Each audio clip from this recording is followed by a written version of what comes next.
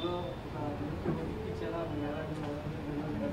First time Godavari స్లాంగ్లో ఎలా ఉంది మీకు ఎంత చదువుగా ఉంది గోదావరి స్లాంగ్ పట్టడానికి కోసం డైలాగ్ అనేది సో సెట్ ఎట్లా ఉంది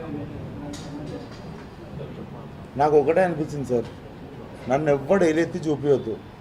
వీడి స్లాంగ్ తప్పు మాట్లాడిండు, వీడు తెలంగాణ సినిమాకి మాత్రమే పనికొస్తాడు, ఇది దాటితే వీడు పనికి రాడు, ఇట్లాంటి మాటలు నాకు రావద్దని చెప్పి మా డైరెక్షన్ డిపార్ట్మెంట్ని 10 సార్లు చెక్ చేయండి నేను మళ్ళీ వస్తానని చెప్పి 3-4 సార్లు చిన్నది అర సెకండు పావు సెకండు మేము 95 అసలు 99% అసలు డౌటే లేదు అనుకునేవి కూడా మీకు 99 వదిలేసి ఆ 1% డౌట్ ఉన్నా కూడా నేను వచ్చి మళ్ళీ చెప్తా, నా దిక్కు ఎప్పుడు ఏలెత్తి చూపియొద్దు ఈ స్లాంగ్ గురించి అని చెప్పి ఒళ్ళు దగ్గర పెట్టుకొని చేసిన స్లాంగ్ అది.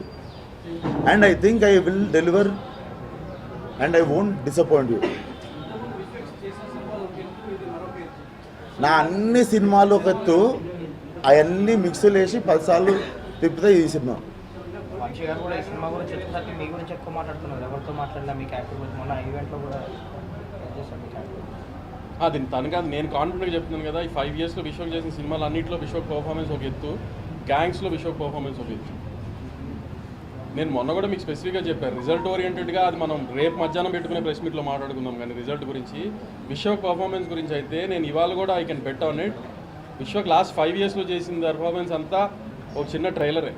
రేపు గ్యాంగ్స్లో చూస్తారు అసలు విశ్వక్ సేన్. అయితే వంశీ గారు చాలా రియల్లీ ఆయన ఏది మాట్లాడినా ట్రూగా ఆనెస్ట్గా from the bottom of the heart మాట్లాడడం వంశీ గారికి అలవాటు, మంచిగా వచ్చేది.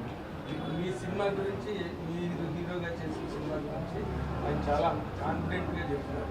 ఈ సినిమా మీకు స్టెప్పింగ్ స్టోన్ అవుతుందా, మైల్ స్టోన్ అవుతుందా?